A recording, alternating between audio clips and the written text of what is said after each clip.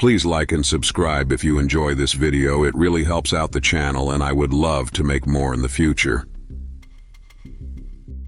In a small fishing village perched on an inlet that emits the illusion of serenity, the saltwater air twines with the aroma of freshly slaughtered fish to weave a scent that whispers, calm.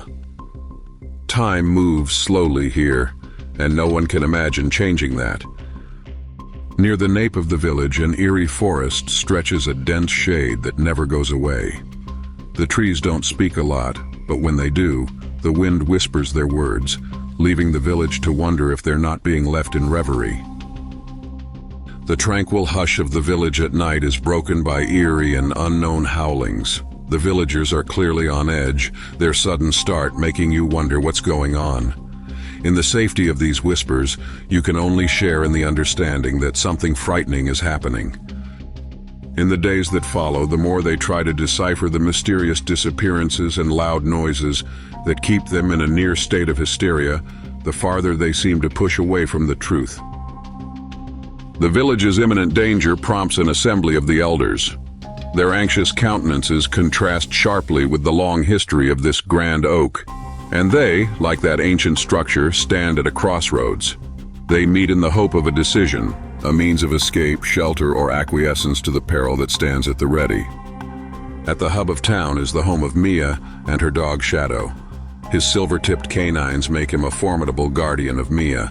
Together, they are a force to be reckoned with and have explored every nook and cranny of the surrounding forest.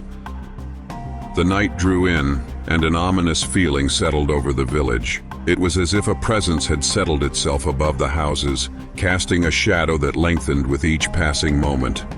The news of the second disappearance had already begun to spread, and as the sun gave way to the moon, the villagers took no chances.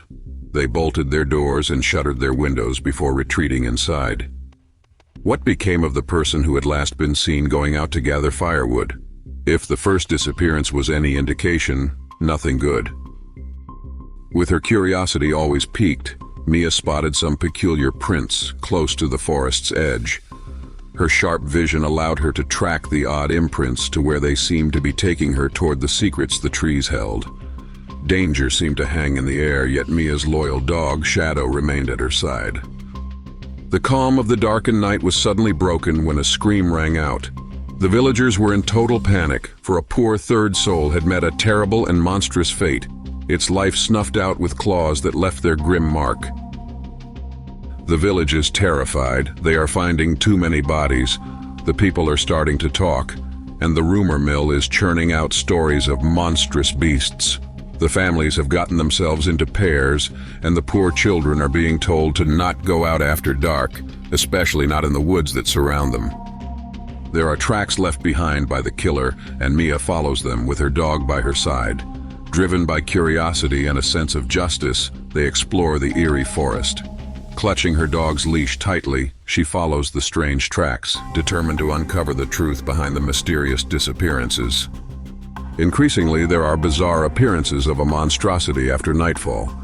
Reports from townsfolk tell of brief glances they've had of unnervingly large, bright eyes trained upon them. They also talk of rarely heard growls that seem to issue from something both very far and very near. Fear of the unknown has replaced peaceful slumber in the tiny village. Egged on by these and other rumors carried on the night's heavy air, some of the villagers have begun seeing the beast in their dreams. The latest victim, barely surviving his deadly encounter, offers a terrible description of his attacker, the most tangible evidence yet. A village, struck with a wave of terror, sends out a team of its people to uncover the beast's identity. With fire lit in their hands and make-do weapons at the ready, they make their way deep into the forest. Their urgency is almost a taste in their mouths. But right on their heels, Mia and her trusty guardian Shadow pool their courage with the conviction that what they're doing is necessary and will produce results. They can't, however, trust all the villages fully because some of them might be monsters in human skin. Mia must tread lightly until she can be sure who is who. Not fazed by the increasing peril, she gathers fragments of proof, a ripped piece of clothing, the lingering fragrance of a familiar cologne. And then it hits her. The monster stalking her neighborhood could very well be someone with a key to her home. Elsewhere, a group of men forms a sort of military exploratory mission, heading off into the woods in hopeless search of something they are not even sure exists. They return to the village, their faces crestfallen. She can infer from this that the search must have been futile. To heighten the feeling of hopeless unease, another person, a friend of hers, vanishes. The gallant dog and the tenacious girl forge ahead. Eerie apparitions and the threat of howls closer still infuse each step with nerve-wracking energy. Despite the daunting circumstances, they eye the largest oak tree in the center of the forest. Could this be the lair of the werewolf? They find the beast, but confrontation ensues when both the fearless girl and her loyal dog size up the monstrosity curled before a cliff's edge.